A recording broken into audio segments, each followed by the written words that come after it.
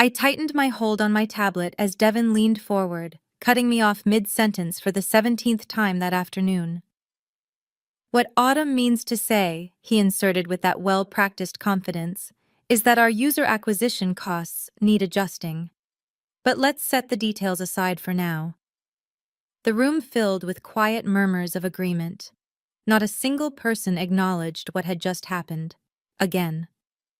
I had spent 3 weeks refining these projections, 3 weeks of late nights, skipped meals, and deep database dives to outline the precise financial strategy that could save this sinking company. Yet my findings went unheard. Beneath my presentation notes, I marked another tally line. 17 interruptions in 90 minutes. My male colleagues, 0. When our CEO announced that our $80 million investor would join next week's call, I made a decision. I reviewed state laws that night. Single-party consent, legal to record. The next morning, I arrived early, placed my phone on the table, opened the recording app, and waited. What unfolded in that meeting changed everything. Not just for me, but for every woman who'd ever been talked over in a boardroom. Before I share the full story, know this: what you're about to hear isn't just about revenge. It's about justice in a system built to silence voices like mine. If you've ever been interrupted, overlooked, or had your ideas handed to someone else, you'll understand why this matters. Stay until the end, because the way this played out shocked everyone involved, including me. My name is Autumn Kelly. I'm a financial strategist with a master's in economics and 10 years of experience turning struggling companies into profitable machines. My last venture earned investors triple their initial stake through my revenue diversification model. I don't just analyze numbers, I see patterns others miss. 6 months before that pivotal recorded meeting, I was recruited by a promising tech startup called DataStream. They built AI-powered analytics tools for mid-sized businesses. And while their product was impressive, their financial strategy was a mess, burning through seed money, missing revenue targets, and repeatedly delaying their Series B round. Their CEO, Ellis Grant, convinced me to join with promises of autonomy and impact. "Your expertise is exactly what we need," he told me. "We want you to overhaul our monetization strategy." I believed him. I left a secure job to take the risk because I saw DataStream's potential. The first few weeks seemed hopeful. People listened during onboarding, took notes when I addressed inefficiencies, nodded along to my early insights. That changed the moment I shifted from theory to implementation. During my first full strategy presentation in the leadership meeting, I began noticing something odd. Every time I reached a critical point, someone interrupted. "Let's circle back to that. We need to focus on immediate concerns." Interesting, but maybe too ambitious for our current stage. At first, I questioned myself.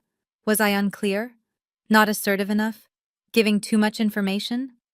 I refined my slides, practiced my delivery, simplified everything. Nothing changed. 3 months in, I started documenting every interruption. The pattern became disturbingly clear. While my male colleagues averaged 0 to 2 interruptions, mine hit double digits, every time. The biggest offenders, Devin Marsh, marketing director, Wyatt Jennings, CTO, and sometimes Ellis himself. What made it worse was watching them implement bits of my strategies piecemeal, often after one of them repackaged my idea weeks later. The company kept struggling because they were only using fragments of the full approach I designed. I finally addressed it directly. After one especially frustrating meeting, I approached Devin. "I noticed you interrupted my presentation several times today," I said, keeping my tone controlled. "I'd appreciate the opportunity to finish my points before we open things for discussion." Devin's expression shifted from confusion to dismissive amusement. "Did I? I don't think so. I was just trying to keep us on schedule. These meetings tend to drag." Yet, only 30 minutes earlier, he'd spoken for 15 uninterrupted minutes about marketing concepts barely connected to our quarterly goals. I tried different methods, speaking louder, sending materials in advance, asking Ellis for designated presentation time. Nothing worked. In fact, the interruptions only escalated. The breaking point hit during my quarterly forecast presentation. After 17 interruptions, not a single person in that room had heard my full analysis. The projections I'd spent 3 weeks perfecting were waved off without real consideration. We were just 3 weeks away from our final pitch to secure $80 million in funding, money the company desperately needed, and leadership was brushing aside critical financial insights. That night, I couldn't sleep. DataStream had potential, but without a solid financial strategy, it would collapse within months. This wasn't only about my frustration anymore. It was about the company's survival and the livelihoods of our 67 employees. I reviewed recording laws again, confirming single-party consent was legal. I had no intention of releasing anything publicly. I just needed proof, something concrete, to show Ellis or the board when I finally confronted the issue. The next morning, our conference room buzzed with anxiety. The $80 million investment would either save us or, if lost, effectively end the company. Ellis kept adjusting his tie as others rehearsed talking points. When our investor, Preston Hall, appeared on the video call, introductions began. Preston was known for his bluntness and low tolerance for inefficiency. His venture firm had backed some of the most successful tech companies of the past decade. At 62, he had silver hair and sharp gray eyes that seemed to evaluate everything instantly. "Let's begin," he said after brief pleasantries. "I've reviewed your previous materials, but I want to hear where things stand today." Ellis delivered his usual overview, followed by Wyatt's development update. Both spoke without a single interruption. Then Ellis introduced me. "And now Autumn will give us a brief financial overview." I opened my presentation, fully aware the recording app was running on my phone. "Thank you. I've prepared an analysis of our current financial position and projections based on the strategy I've been developing." I got through 3 slides when Devin leaned forward. "Sorry to jump in, but your projection seems a bit optimistic considering last quarter's performance. We should probably emphasize more conservative estimates." I nodded and continued. 2 minutes later, Wyatt interrupted. "I think we need to address infrastructure costs before revenue streams. Those numbers won't align otherwise." Again, I acknowledged him and tried to move on. I was nearing the most critical section of my presentation, the part that would determine our funding case, when Nolan, our product director, attempted a third interruption. If I could just add something about user growth that may affect these numbers. But then something unexpected happened. Preston cleared his throat. "I'm noticing a pattern here." The room froze. "Your financial strategist has been interrupted 3 times in under 10 minutes. I've been counting." His gaze moved across every face on the call. "This reminds me of our prior meetings. It's exactly why we're reconsidering our position with DataStream." No one breathed. Ellis paled visibly. "When organizations silence their most valuable voices, they overlook critical insights," Preston continued. "I specifically requested Ms. Kelly's involvement after learning she was the architect behind TechVent's remarkable turnaround last year. That's why I was alarmed when she barely spoke during our last calls." My heart pounded as I realized what was unfolding. "I'd like to hear Ms. Kelly's full financial strategy with no interruptions," Preston said. "And afterward, I'd like an explanation for why this silencing pattern exists at DataStream." Ellis stammered. "Of course, absolutely. Please continue, Autumn." For the next 20 minutes, I presented my complete strategy for the first time. I detailed the inefficiencies in our model, the targeted adjustments required, and the projected results. I explained how we could triple revenue in 18 months while reducing operational costs by 23%. When I finished, Preston nodded slowly. "That's precisely the strategic thinking I expected. Now, Ellis, would you like to explain why this is the first time I'm hearing this full approach? Ms. Kelly has been with you for 6 months." Ellis struggled to respond. "We've been incorporating elements of Autumn's strategy gradually. There are many voices to consider." And some voices apparently matter more than others, Preston cut in. Here's my position. DataStream possessed impressive technology, but its leadership dynamics were deeply flawed. I'm prepared to extend the full 80 million investment with conditions. The tension in the room was thick as everyone waited. First, Ms. Kelly becomes Chief Strategy Officer with direct reporting to me, not filtered through your current hierarchy. Second, your leadership team completes communication and inclusion training with quarterly evaluations. Third, you execute her entire strategy as outlined today, not piecemeal. Ellis nodded quickly, relief flooding his face at the chance of securing the funding. We can absolutely agree to those terms. I'm not finished, Preston said. I'm also appointing Miss Kelly to our advisory board. We've needed her insight across our portfolio. This role carries its own compensation package, separate from her position at DataStream. I sat stunned. This was beyond anything I had imagined. Not just validation, but a promotion, direct access to the investor, and an independent role that gave me security regardless of what unfolded at DataStream. Does that arrangement work for you, Miss Kelly? Preston asked. Finding my voice, I answered, yes, I believe in DataStream's potential, and I'm dedicated to seeing my strategy fully carried out. Excellent. My team will prepare the paperwork. I expect it signed by end of day tomorrow. Preston's tone allowed no room for negotiation. When the call ended, the conference room stayed silent. Ellis finally spoke, his voice tight. Autumn, congratulations on your advancement. We'll need to review the transition of your duties. Devin and Wyatt still couldn't meet my eyes. The recording app on my phone was still running, capturing each uncomfortable second of the aftermath. I collected my materials while avoiding anyone's gaze. The air felt heavy with tension and unspoken blame. As I stepped out, I heard urgent murmurs behind me. Back in my office, I closed the door and took my first full breath in what felt like hours. My phone buzzed with an email from Preston's assistant requesting a private meeting the next morning. This was genuinely happening. Ellis knocked 30 minutes later, his usual confident presence replaced by something more wary. Do you have a moment? He asked. I motioned to the chair across from me. Of course. He sat down, smoothing his tie again and again. I want to apologize for any miscommunications that may have happened during your time here. We value your contributions immensely. Thank you, I replied, keeping my expression calm.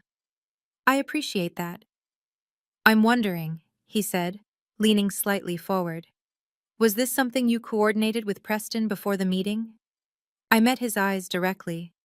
No, I was just as surprised as everyone else. He nodded slowly, clearly absorbing this. And the recording device on your phone during the meeting. My pulse quickened. He had noticed. Single-party consent is legal in this state, Alice. I've been tracking the interruption pattern for months with no acknowledgement.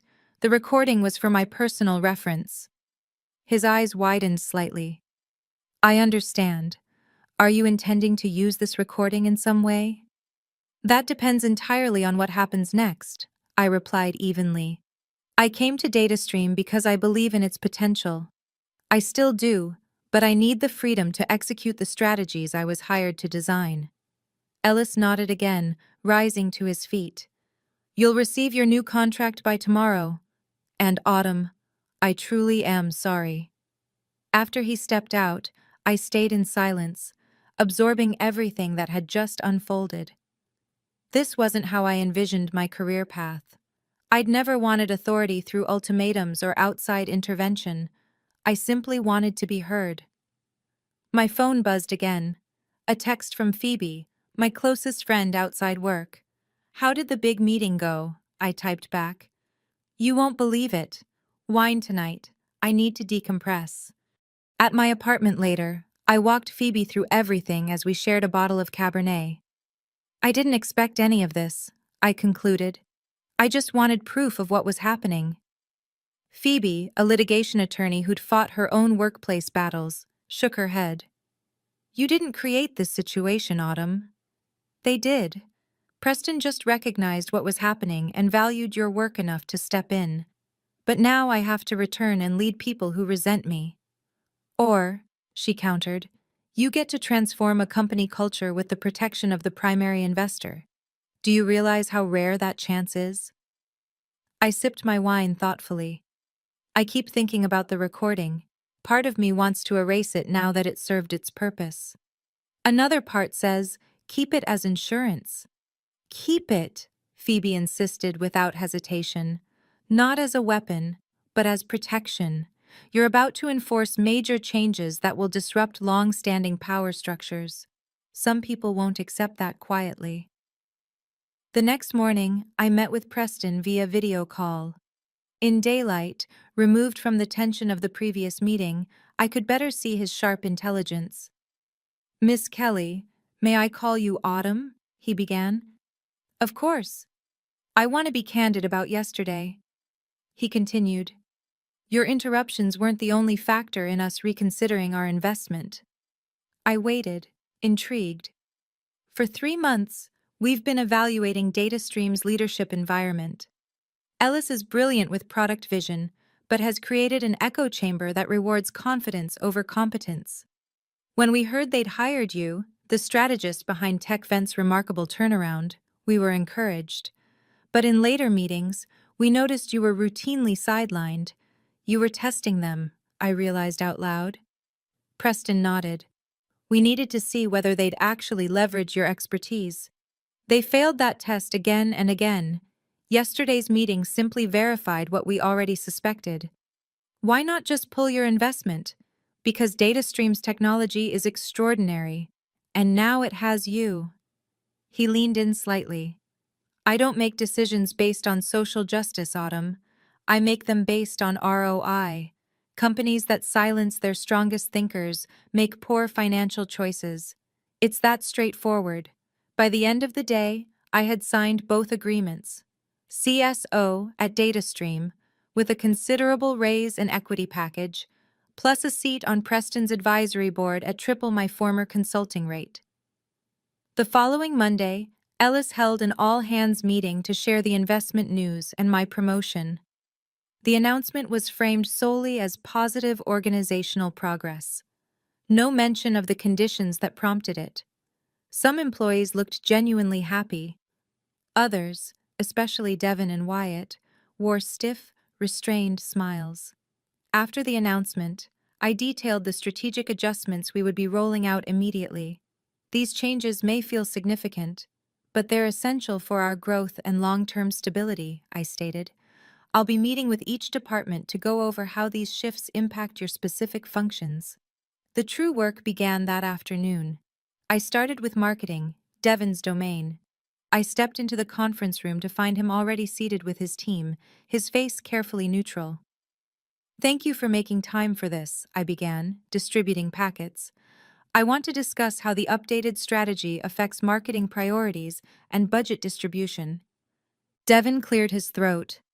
Before we begin, I think it's important to acknowledge that some of these changes may disrupt campaigns we've already invested in. You're absolutely right, I replied. That's why we're having this discussion. I need to understand what's underway before finalizing departmental targets. For the next hour, I listened more than I spoke, taking notes on current projects, team concerns, and potential points of resistance. When Devin tried to dismiss certain changes as unrealistic or overly aggressive, I asked precise questions that required detailed answers rather than vague statements. Can you explain which specific metrics make you think this target is unachievable? Or what additional resources would make this timeline feasible? By the end of the meeting, Devin's team was engaged and offering constructive suggestions. He remained seated as everyone else filed out, growing increasingly silent. This feels personal, Autumn, he said once we were alone. I met his gaze steadily. It's not personal, Devin. It's strategic. The company needs to pivot to survive, and marketing plays a critical role in that shift. You recorded that meeting, didn't you? With Preston. I neither confirmed nor denied it.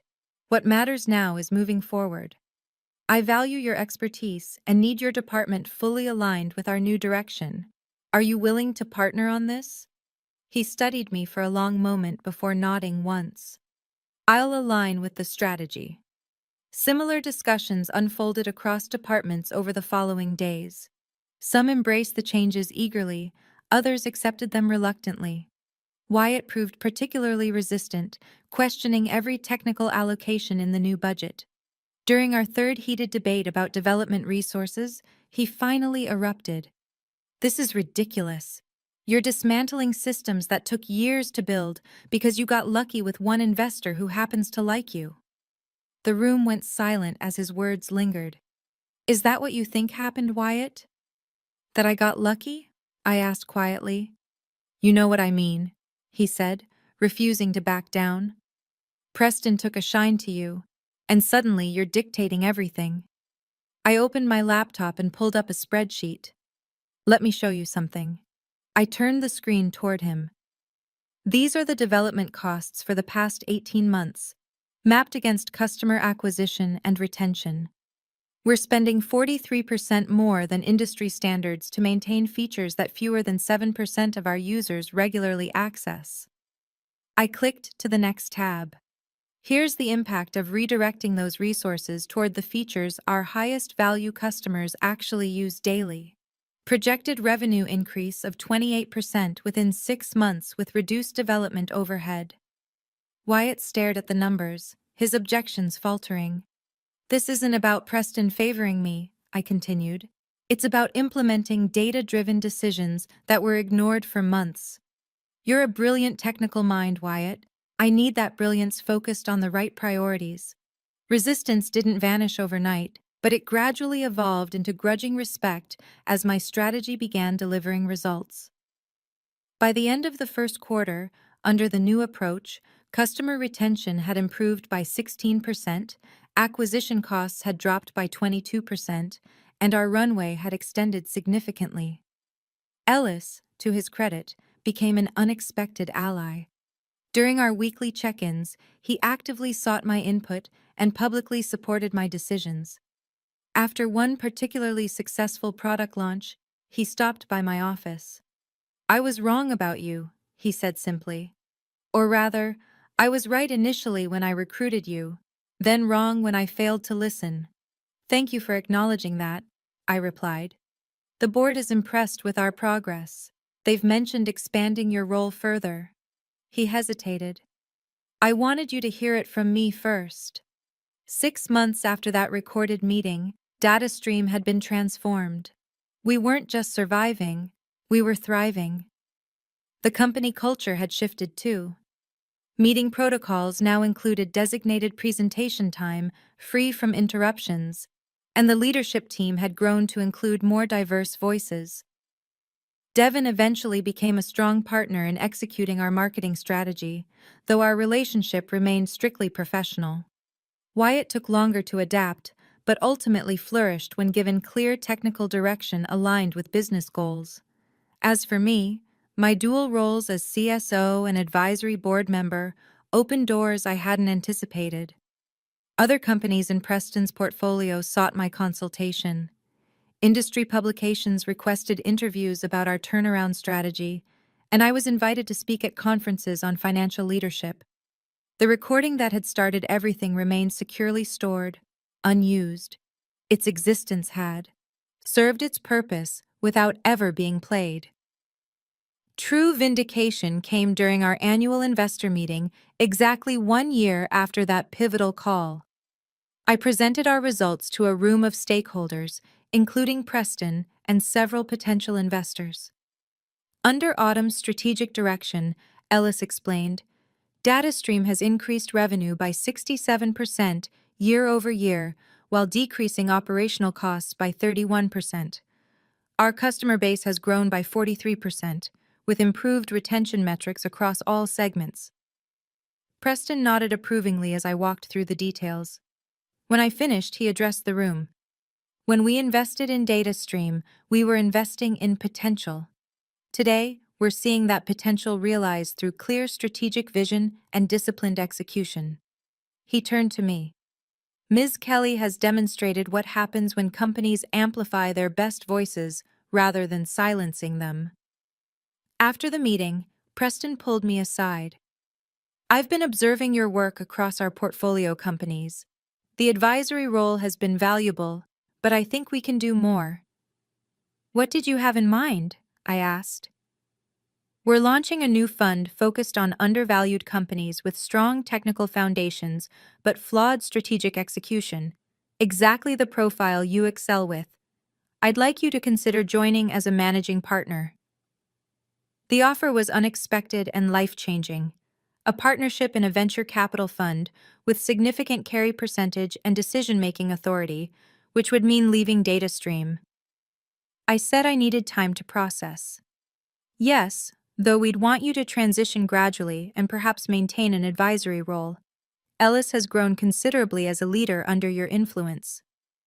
I reflected on the past year, from being repeatedly silenced to being offered a position where companies would actively seek my voice, from counting interruptions to shaping investment strategies across multiple organizations. I told Preston I'd like to think about it. Of course, take the time you need. That evening, I sat in my apartment reviewing the offer details. My phone buzzed with a text from Phoebe. Heard through the grapevine, your meeting went well today. Celebration dinner? Over dinner, I explained Preston's offer. So you'd be his equal in this new fund? She asked. A junior partner initially, but yes, with a clear path to equal standing based on performance metrics. Phoebe raised her glass. To the woman who turned 17 interruptions into a venture capital partnership, I knew you were brilliant, but even I didn't see this coming. I clinked my glass against hers. Neither did I. I just wanted to be heard. And now everyone's listening, she said with a smile. The following week, I accepted Preston's offer with a 12-month transition plan for DataStream. When I announced my eventual departure to the leadership team, the reaction spoke volumes about how much had changed. Ellis expressed genuine disappointment but supported my decision. Devon acknowledged how much he had learned under my strategy, and even Wyatt offered congratulations, noting that the technical infrastructure changes had positioned the company for long-term success. In my final week at DataStream, before transitioning to my advisory role, Ellis organized a company celebration for our successful year. During his speech, he said something that resonated deeply. Sometimes the most valuable thing we can do as leaders is recognize when we need to listen instead of speak. Autumn taught us that lesson, and DataStream is stronger for it. Later that evening, as the celebration wound down, I found myself alone in the conference room where that fateful recorded meeting had taken place. I retrieved my phone and located the audio file that had never been played. My finger hovered over the delete button. After a moment's reflection, I pressed delete and confirmed. The evidence was no longer necessary. The results spoke for themselves. Stepping into my new role at the venture fund, I carried with me the most valuable lesson from my DataStream experience. True power isn't about silencing others or speaking the loudest. It's about creating environments where every valuable voice can be heard. In the 2 years since, our fund has invested in 27 companies, focusing on those with diverse leadership teams, consistently outperforming industry averages. It turns out that funding companies that listen to all their best minds is not only ethically sound, but financially shrewd. I still have the notebook where I tallied those 17 interruptions. It sits on my desk as a reminder of where this journey began. Sometimes, when evaluating a potential investment, I observe meeting dynamics, noting who speaks and who gets silenced. It's become one of our most reliable indicators of a company's potential. The recording may be gone, but its impact remains. In my career, in DataStream's transformed culture, and in every investment decision I now influence. That's the thing about finding your voice. Once you truly have it, you never need to prove it with silence. If you've ever been interrupted, overlooked, or had your ideas credited to someone else, I hope this story reminds you that your voice matters. Your ideas deserve to be heard fully, not in fragments between interruptions. Have you experienced something similar in your workplace? What strategies helped you navigate it? Share your stories in the comments below. Your experiences could help someone currently struggling to be heard. If this resonated with you, please like this video and subscribe for more stories about workplace dynamics and professional growth. Every like helps this reach someone who needs to hear it today. And remember, sometimes the most powerful action isn't speaking louder, but documenting carefully. Your evidence becomes your advocate when you finally get the chance to be heard.